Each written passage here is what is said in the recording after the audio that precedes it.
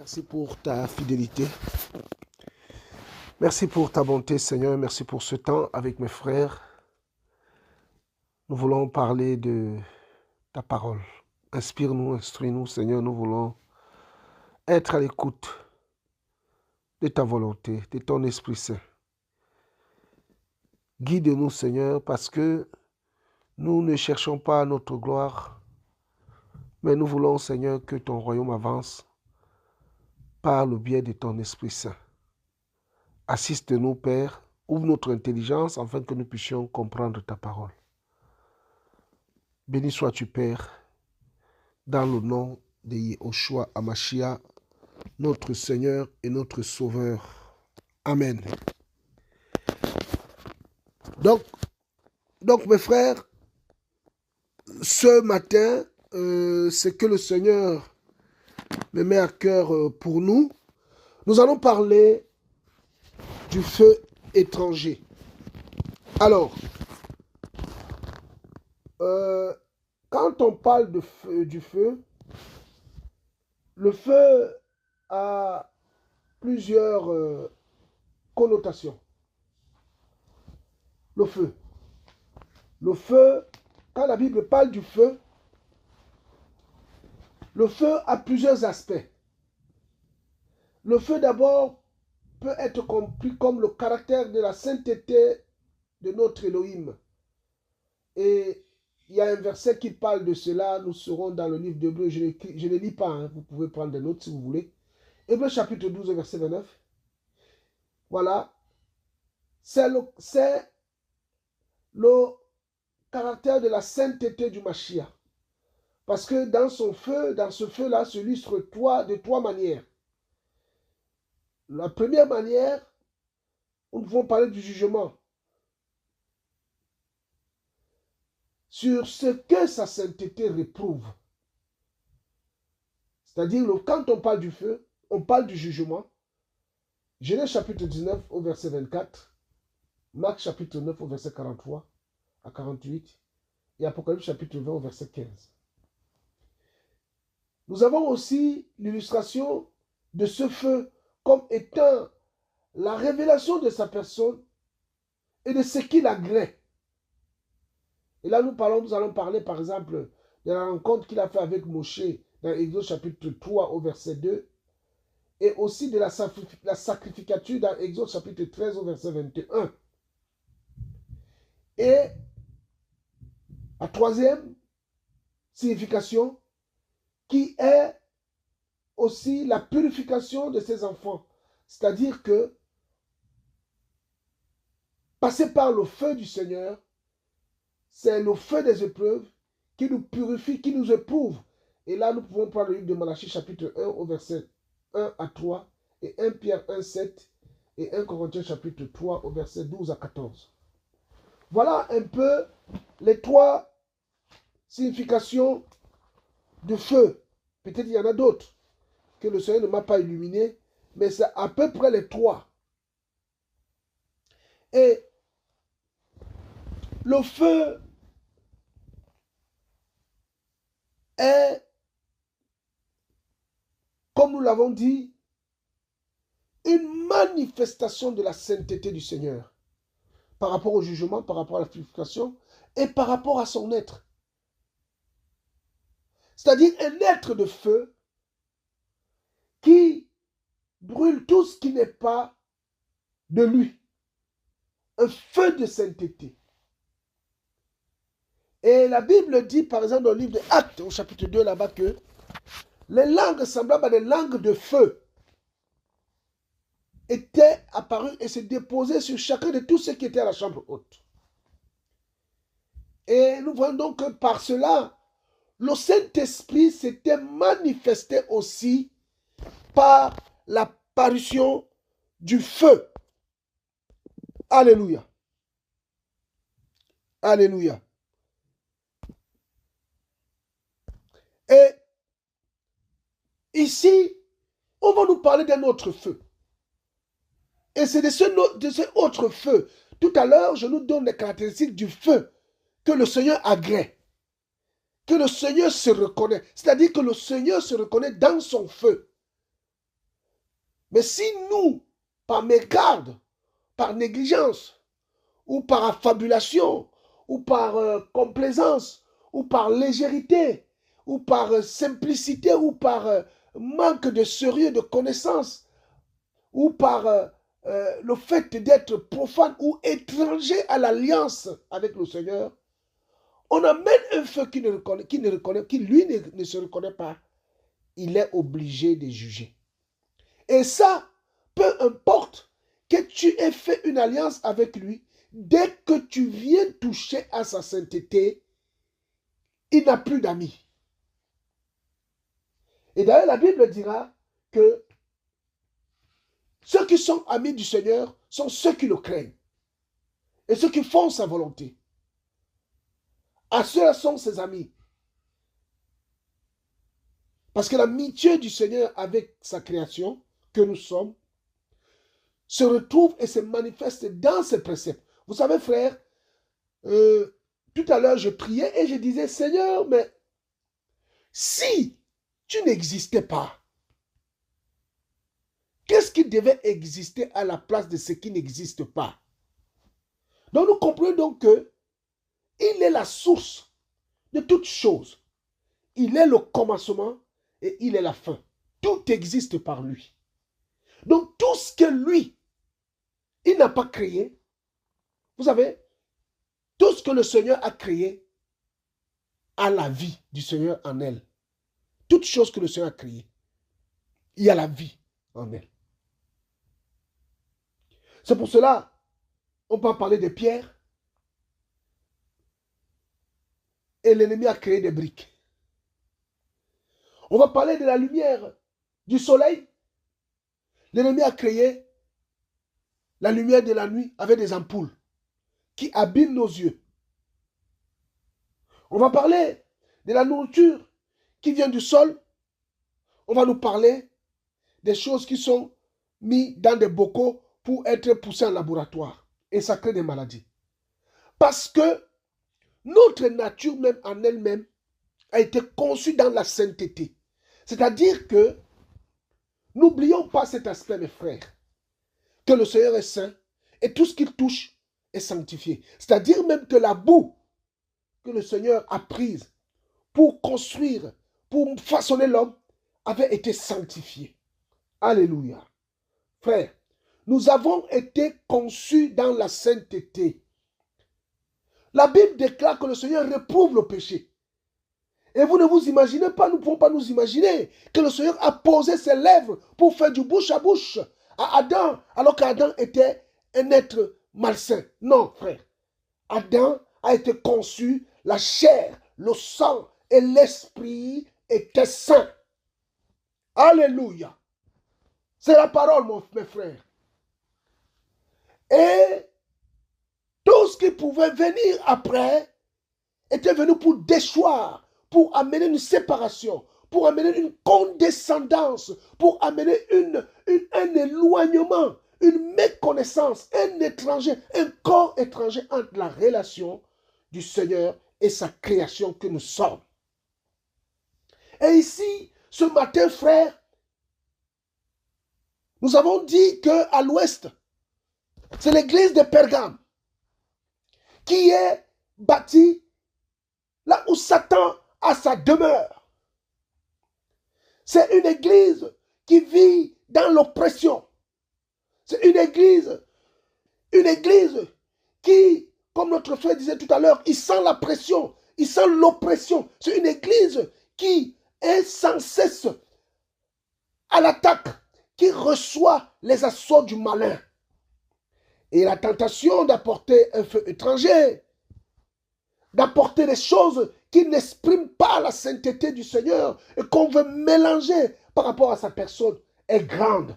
Cette tentation est grande parce que quand on est tenté, quand on est secoué, quand on est ballonné, quand on est foudroyé, mitraillé de gauche à droite, jour et nuit, parfois on perd la lucidité et parfois même on désespère, on se pose la question si effectivement nous sommes appelés du Seigneur. La réponse est oui, mais c'est l'oppression, c'est la pression, c'est le milieu où tu te trouves, le territoire dans lequel tu te trouves est un territoire est un théâtre de combat.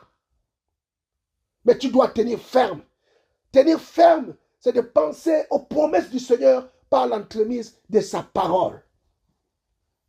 Et le feu, mes frères, le feu étranger sont des dogmes, sont des pratiques, des préceptes, des ordonnances d'hommes que Paul peut parler dans le livre d'Éphésiens chapitre 2. Ils ont tous l'apparence de la piété, mais ils en réunissent ce qui en fait la force. Une apparence de sagesse. Et ici, cette manière de faire, cette manière d'agir, cette manière de servir le Seigneur, avec la philosophie, le raisonnement, la sagesse humaine,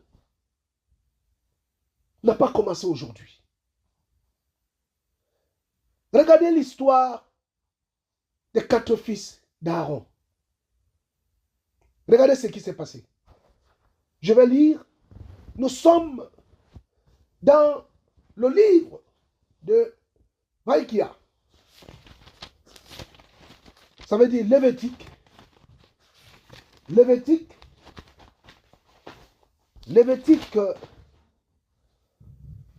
Vaïkia, Lévitique chapitre 10. Nous sommes au premier verset. La Bible déclare: les fils d'Aaron, Nadab et Abihu, prirent chacun leur ascensoir, mirent du feu et placèrent de l'encens dessus. Et ils présentèrent devant Yahweh un feu étranger. Ce qu'il ne leur avait pas été ordonné. Et le feu sortit de devant de Yahweh et les dévora. Ils moururent devant Yahweh. Moshe dit à Aaron, c'est ce qu'avait déclaré Yahweh en disant: je serai sanctifié par ceux qui s'approchent de moi, et je serai glorifié en présence de tout le peuple. Et Aaron se tut. Moshe appelait Michaël et Elishaphan, les fils d'Ouziel, oncle d'Aaron, et leur dit: approchez-vous, emportez vos frères devant le lieu saint, hors du camp. Alors ils s'approchèrent et les emportèrent avec leurs tuniques hors du camp, comme Moshe l'avait dit. Alléluia. Nous bénissons la parole du Seigneur. Gloire soit rendue à lui. Mes frères, si nous partons au chapitre 9 du même livre de Lévitique, nous allons voir que Nadab et Abihu, Éléazar et Itamar, plus Aaron, venaient d'être consacrés. Ils venaient de passer une semaine de consécration dans la tente d'assignation. Ils n'avaient pas quitté le lieu saint, parce que le Seigneur les avait ordonné que 7 jours devaient suffire pour leur consécration. Ils ont passé 7 jours. Ils ont été oints. Ils ont reçu le Saint-Esprit. Et ils ont été mis au service du Seigneur. Voilà pourquoi je dis, l'œuvre du Seigneur n'a pas besoin d'être, le Seigneur n'a pas besoin de notre aide. C'est le Seigneur qui a ses règles, ses préceptes et ses commandements. Personne ne peut se lever pour dire, parce qu'il y a un manquement, il faut que j'aille faire. Il faut que tu sois recommandé. Paul dira, dans le livre de 2 Corinthiens, ce n'est pas celui qui se recommande qui est, mais c'est celui que le Seigneur recommande. Les règles étaient fixées, frère. Et celui qui devait porter l'ascensoir pour brûler les parfums, c'était Aaron, leur père. Ce n'était pas Nadab ou Abihu. Il y a encore autre chose de grave que nous allons avoir plus tard. Mais pour le moment, nous parlons déjà de l'autorité, de l'ordre et surtout des recommandations que le Seigneur nous recommande quand nous voulons faire son œuvre. On ne se lève pas pour dire je vais faire l'œuvre du Seigneur parce qu'il y a un manque. On ne s'improvise pas pasteur. On ne s'improvise pas diacre. On ne s'improvise pas évangéliste. On ne s'improvise pas diaconesse. On ne s'improvise pas docteur. On ne s'improvise pas prophète, frère. Il faut être appelé. Chacun doit être à sa place. Quand tu prends l'ascensoir pour aller brûler les parfums, alors que cela ne t'avait pas été recommandé, tu apportes un feu étranger, quelque chose que le Seigneur n'a pas instauré. Et il est obligé pour se préserver d'apporter la crainte. Mais aujourd'hui, la crainte au milieu de nous a disparu. Regardez, il y a un roi en Israël. Ce roi-là, c'était la personne de Osias. Osias avait été tellement grand qu'il a outrepassé ses fonctions. Regardez, prenons le livre de un roi, deux rois. S'il vous plaît. Merci Seigneur.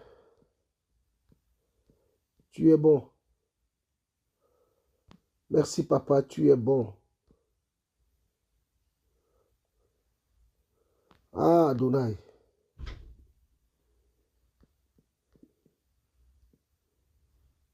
Que ton nom soit béni, Seigneur. On peut prendre le livre de 2 Chroniques. On va prendre le livre de 2 Chroniques. Nous sommes au chapitre 26.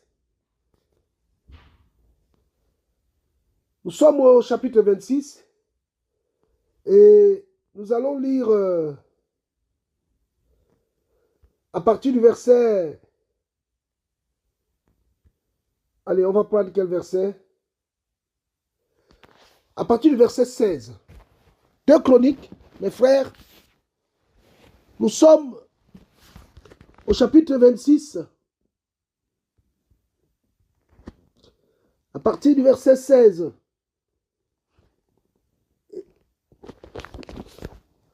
Attends mon frère Patrick, s'il te plaît. Tu vas lire. Attends mon frère, s'il te plaît. S'il te plaît mon frère.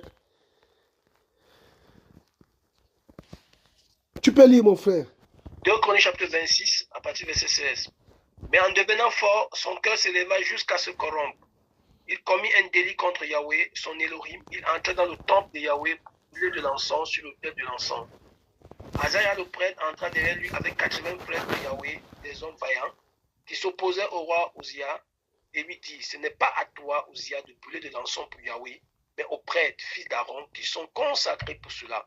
Sors du sanctuaire, car tu as commis un délit, et cela ne sera pas à ta gloire devant Yahweh Elohim.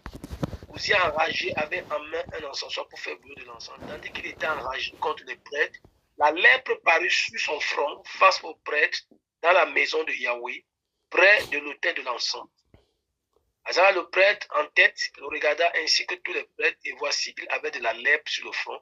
Il le pressait et lui-même se hâta de sortir, parce que Yahweh l'avait frappé. Frère, c'est bon mon frère. Vous comprenez? Il faut savoir, frère, qu'en Israël, il y avait plusieurs onctions. Il y avait l'onction royale. Il y avait l'onction prophétique.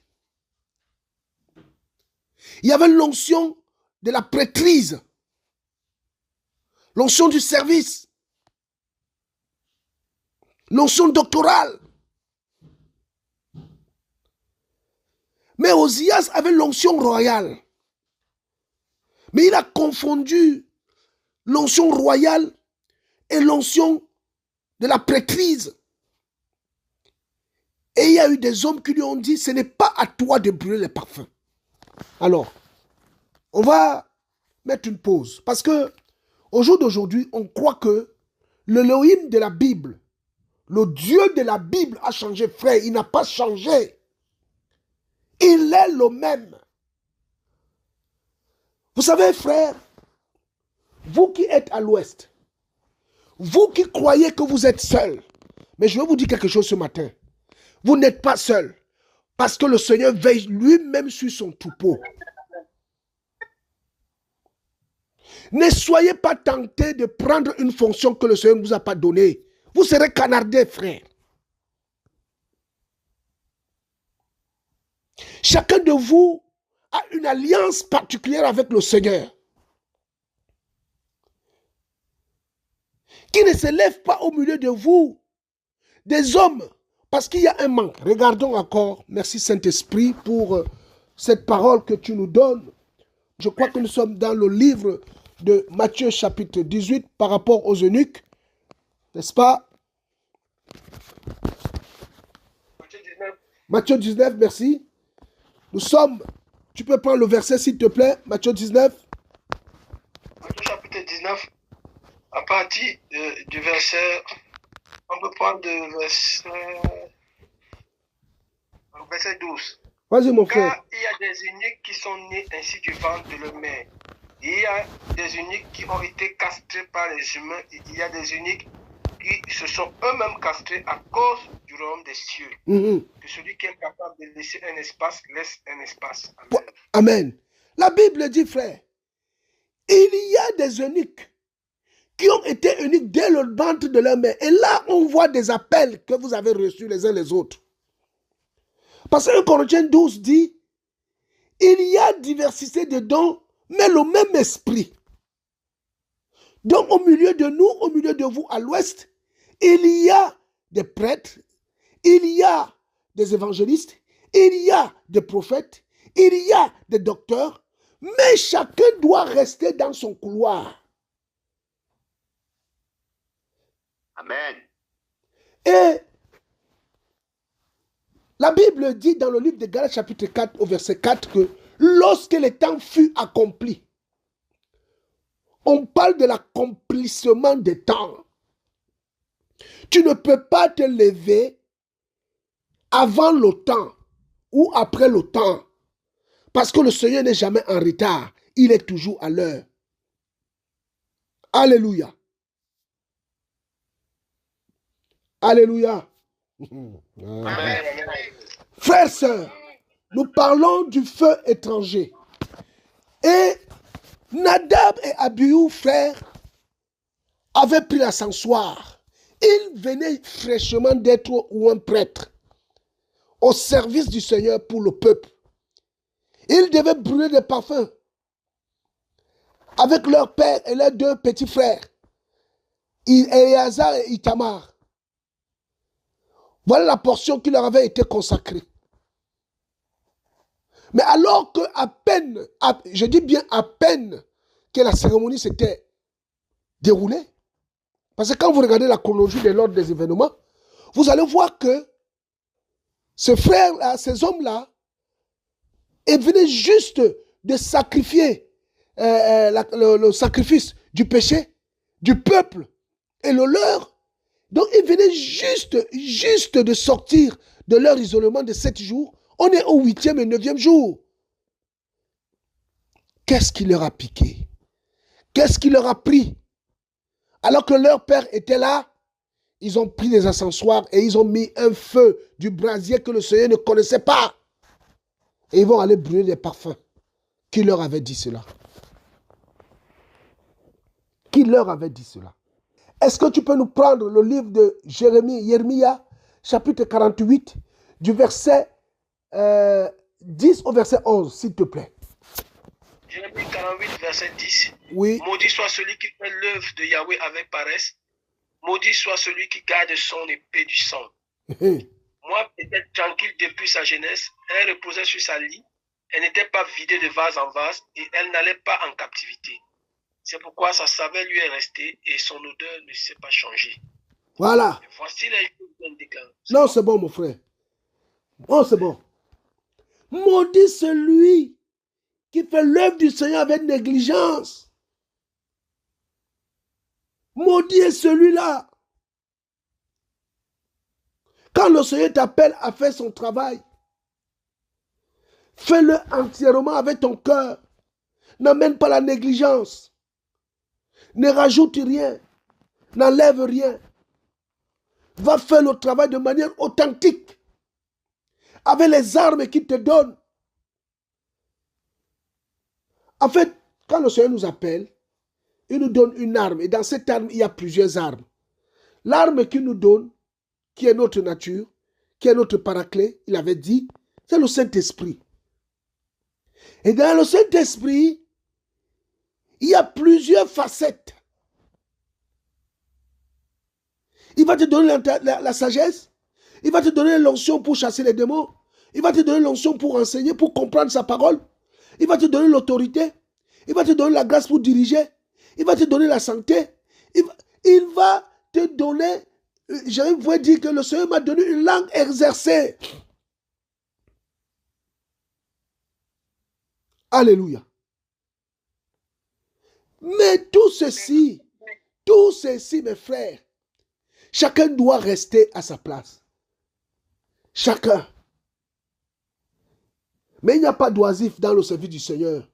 Parce que nous tous qui sommes là, le Seigneur nous a appelés à quelque chose. Prends le livre de 2 Samuel, s'il te plaît.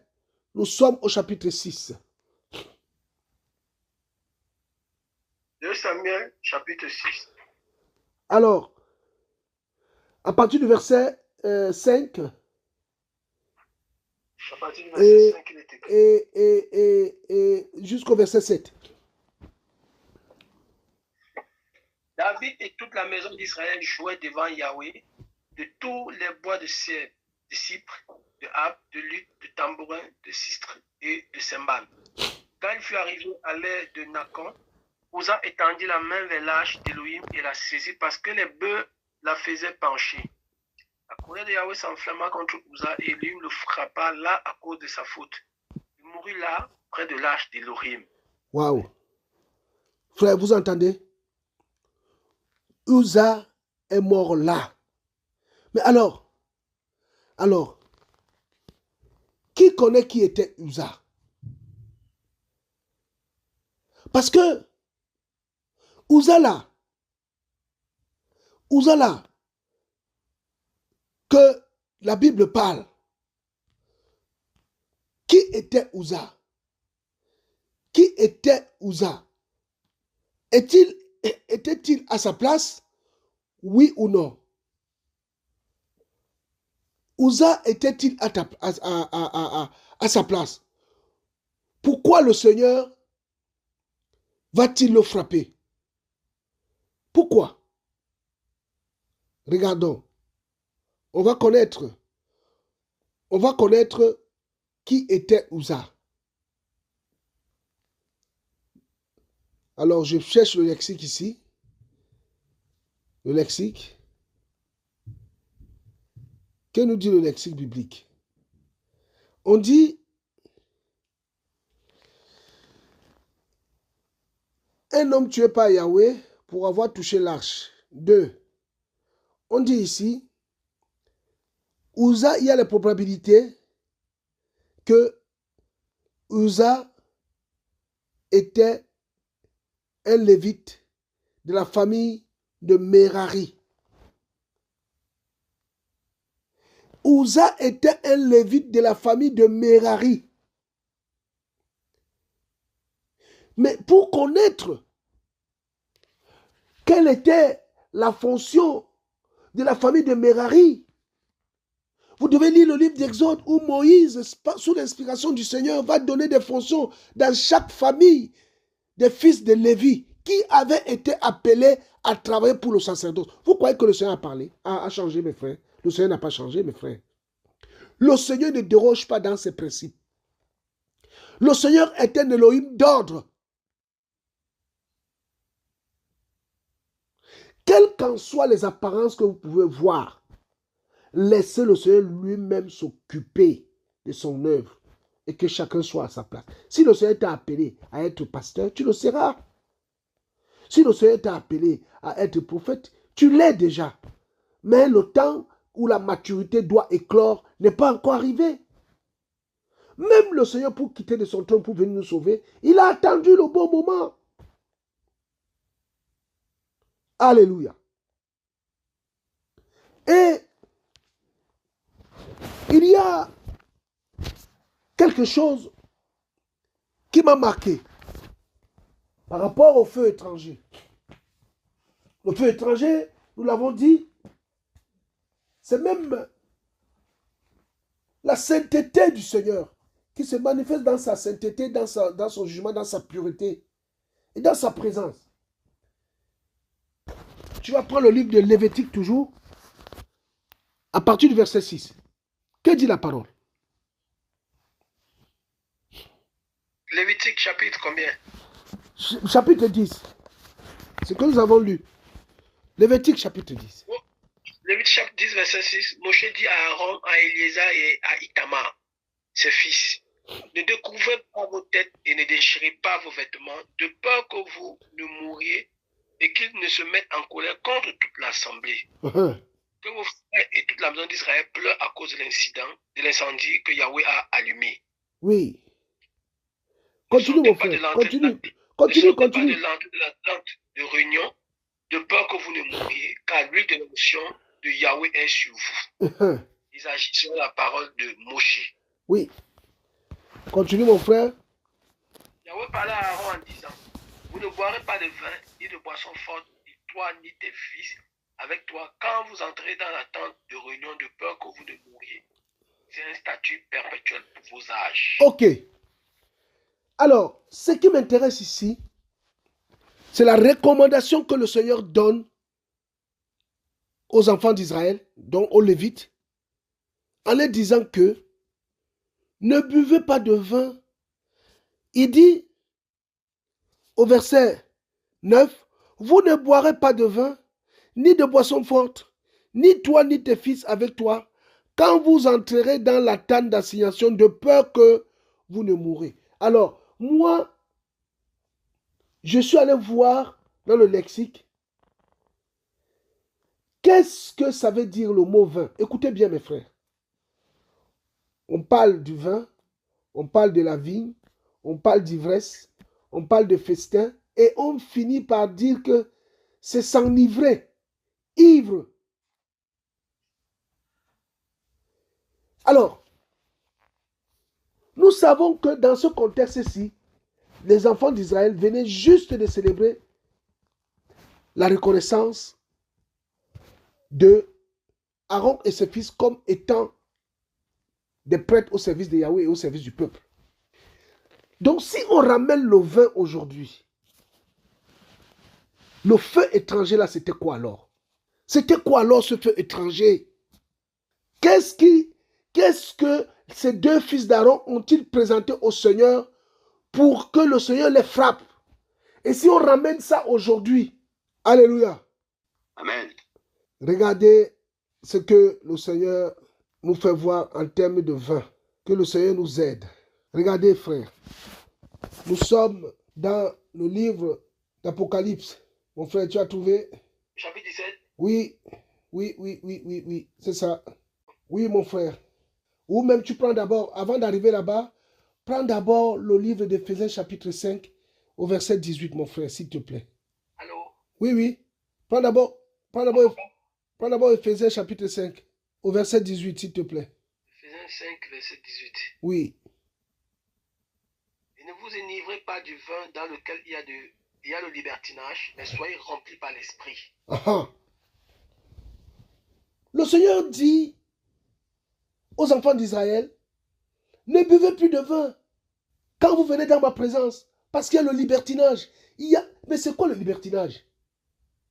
Nous avons lu Jérémie chapitre 48 au verset 10. C'est la négligence, c'est la légèreté. Il ne doit pas avoir ça devant le Seigneur. On doit être sérieux. Maintenant, prends l'Apocalypse chapitre 10, mon frère. S'il te plaît, mon frère. Apocalypse chapitre 17. Apocalypse 17, à partir du verset 1er est écrit, et l'un des 7 anges qui ont les 7 coupes vin, et il m'adressa la parole en disant, viens, je te montrerai le jugement de la grande prostituée qui est assise sur les grandes eaux, avec laquelle les rois de la terre se sont prostitués, et ceux qui habitent sur la terre ont été enivrés du vin de sa relation sexuelle illicite. Waouh! Frère, donc, c'est quoi? Qu'est-ce que le Seigneur veut nous enseigner?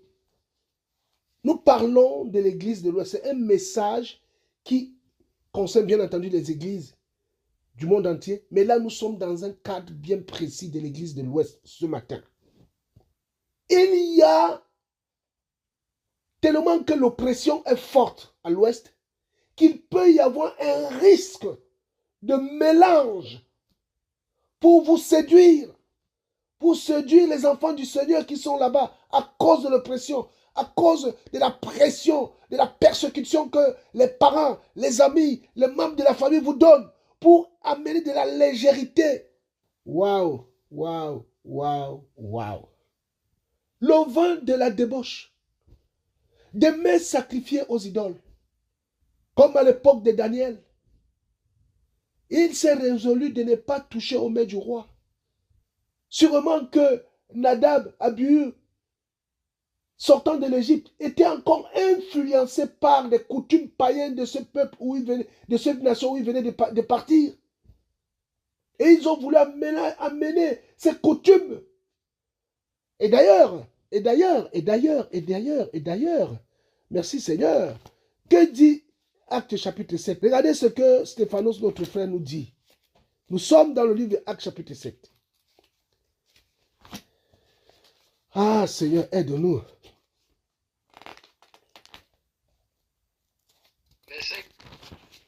Alors, Acte 7 est trop long. Et là où il parle de ça, l'étoile du Dieu Rampha. Le ciel est mon trône. Ouais. Non. On peut partir verset 48. Non. Hein, tu dis? On peut partir verset 48. Là où il parle. Là où et Stéphanos parle, ils élevèrent l'étoile d'Élohim Rampha. Voilà. Que le Seigneur nous aide. C'est tellement long. Ah Seigneur. Verset 40, verset... Ah Seigneur, ta grâce. C'est tellement long. On va partir verset 38 alors. Ouais. Verset 37. Vas-y mon frère, si tu as trouvé, parce que moi je suis perdu là. Vas-y mon frère, s'il te plaît. Verset 35. Ce Moshe qu'ils avaient rejeté en disant qui t'a établi prince et juste, c'est lui que Elohim envoie comme prince et comme rédempteur par le moyen de l'ange qui lui était apparu dans le buisson. C'est lui qui les a conduits dehors en produisant des signes, des prodiges et des signes en terre d'Égypte, à la mer Rouge et au désert pendant 40 ans. C'est ce Moshe qui a dit aux fils d'Israël, le Seigneur votre Elohim vous suscitera d'entre vos frères un prophète comme moi. Écoutez-le. C'est lui qui, lors de l'assemblée dans le désert, étant avec l'ange qui lui parlait sur la montagne de Sinaï, et avec nos pères reçut les paroles de vie pour nous les donner. À qui nos pères ne voulurent pas obéir, mais ils le rejetaient et ils tournaient leur cœur vers l'Égypte, en disant à Aaron, fais-nous des Elohim qui marchent devant nous, car nous ne savons pas ce qui est arrivé à ce Moshe qui nous a conduits hors de la terre d'Égypte. Et en ce jour-là, il fit un veau et amenait un sacrifice à l'idole et se réjouit dans les œuvres de leurs mains. Mais Elohim aussi se détourna d'eux et les livra au service de l'armée du ciel, selon qu'il est écrit dans le livre. Des prophètes maison d'Israël, m'avez-vous offert des sacrifices et des victimes pendant 40 ans dans le désert?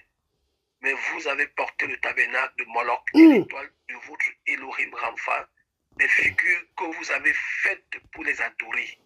C'est pourquoi je vous transporterai au-delà de Babel. Voilà, frère. Du témoignage fut au milieu de nos pères dans le désert, comme celui qui parlait à Moshe avait ordonné de le faire selon le modèle qu'il avait vu. Oui, frère. Oui, frère. Nadab et Abihu étaient influencés par l'étoile d'Elohim Rampha. C'est l'Elohim Moloch. Or, Moshe avait reçu l'ordre de faire le tabernacle selon ce qu'il avait vu. L'adoration ne s'improvise pas. L'adoration ne se maquille pas. Le service du Seigneur est un service sérieux. On n'ajoute rien et on n'enlève rien. Nous devons être des hommes et des femmes sérieux pour être à l'écoute de notre Elohim, mes frères. Et ça, bien aimé, il n'y a pas de règles, il n'y a pas de jeu avec celui-là, avec cela. Il n'y a pas de compromission, il n'y a pas de négociation. Le Seigneur se retrouve dans sa parole et il se reconnaît dans sa parole. Tout ce qu'on peut faire à côté, le mélange des coutumes. J'ai vu au journal de Kinox où certaines églises du côté de l'Ouest, avec certains prêtres de certaines assemblées, se mélangent pour avoir les mêmes fêtes, les mêmes coutumes. Frère, c'est la confusion généralisée. Mais nous, ce n'est pas comme ça qu'on nous a enseigné Machia. Ce n'est pas comme ça. Paul dit aux Corinthiens que je vous ai enseigné ce que j'ai reçu, selon la parole. 1 Corinthiens chapitre 15. Paul le dit. Mais aujourd'hui, le mélange est venu, l'ivresse est venue et la mort est venue. Alors que, quand nous venons au Seigneur, c'est pour que nous puissions être sauvés. Mais d'où vient la mort? Donc, prenons donc garde à nous-mêmes. Prenons garde à nous-mêmes de garder l'évangile selon les termes qui nous ont été donnés. Gardons cet évangile. Gardons cet évangile. Gardons cet enseignement selon les thèmes, mes bien-aimés, qui nous avaient été donnés, enseignés par les pères. Par les pères, mes frères. Par les pères, mes frères. Oh Seigneur, ta grâce. Nous sommes dans le livre de Galates et on va finir par là. Galates. Ah Seigneur, ta grâce. Merci Seigneur. On peut prendre Corinthiens chapitre 15. 1 Corinthiens 15. Corinthiens 15, Oui. partie du premier verset, il est écrit. Oui. Or, je vous fais connaître, frères, l'évangile que je vous ai annoncé, que vous avez aussi reçu et dans lequel vous demeurez ferme, et par le moyen duquel vous êtes sauvés, si vous retenez la parole que je vous ai annoncée, à moins que vous n'ayez cru en vain. Oui. Car je vous ai livré en premier lieu ce que j'avais aussi reçu, que Machia est mort en faveur de nos péchés, selon les Écritures, qu'il a été enseveli et qu'il a été réveillé le troisième jour, selon les Écritures, et qu'il est apparu à Képhas et ensuite aux 12. Ensuite, il est apparu à plus de 500 frères à la fois, dont la plupart demeurent encore à présent, mais dont quelques-uns aussi se sont endormis. Ensuite, il est apparu à Jacob, ensuite à tous les apôtres, mais en tout dernier lieu, il m'est apparu à moi aussi comme à un avorton. Car moi, je suis le plus petit des apôtres, je ne suis pas digne d'être appelé apôtre, parce que j'ai persécuté l'assemblée d'Élohim. Continue, mon frère. Ce que je suis, et sa grâce envers moi n'a pas été vaine, mais j'ai travaillé plus que tous, toutefois non pas moi, mais la grâce d'Élohim qui est avec moi. Ainsi donc, que ce soit moi, que ce soit eux, voilà ce que nous prêchons, et vous l'avez cru ainsi. Or, si l'on prêche que Machia a été réveillé d'entre les morts, comment quelques-uns d'entre vous disent-ils qu'il n'y a pas de résurrection des morts? Car s'il n'y a pas de résurrection des morts, Machia aussi n'a pas été réveillé. Amen. Amen, mon frère. Donc voilà le feu étranger. Et Paul dit que ce qu'il a enseigné, c'est la même parole que les autres apôtres. Il parle de Céphas, il parle de Jacob, il parle de Yohanan, il parle d'Apollos, il parle de Barnabas. Ils avaient la même parole. Il n'y avait pas de feu étranger, frère. Ils suivaient la même trame. Même lorsque Paul et Pierre ont eu des embrouilles à Galate, ils se sont réconciliés parce que Pierre reconnaissait que ce que son frère lui disait était la vérité. Voilà pourquoi la Bible nous dira dans l'Éphésiens chapitre 6, là-bas, de nous soumettre les uns les autres. Mes frères et mes sœurs, tenons ferme. La pression est là, l'oppression est là. N'acceptez pas le mélange dans le culte que nous rendons à notre Elohim. Tenons ferme. Nous vous encourageons à persévérer dans la saine doctrine, celle que les apôtres de l'agneau nous ont enseignée. N'acceptez pas des ouvriers menteurs, les fils de Bélial, qui vont venir diluer la consistance du message de la croix en vous apportant des fausses espérances, des fausses promesses. Car le Seigneur ne tolérera pas le feu étranger. Que toute la gloire lui revienne. Au nom de Yeshua. Amen.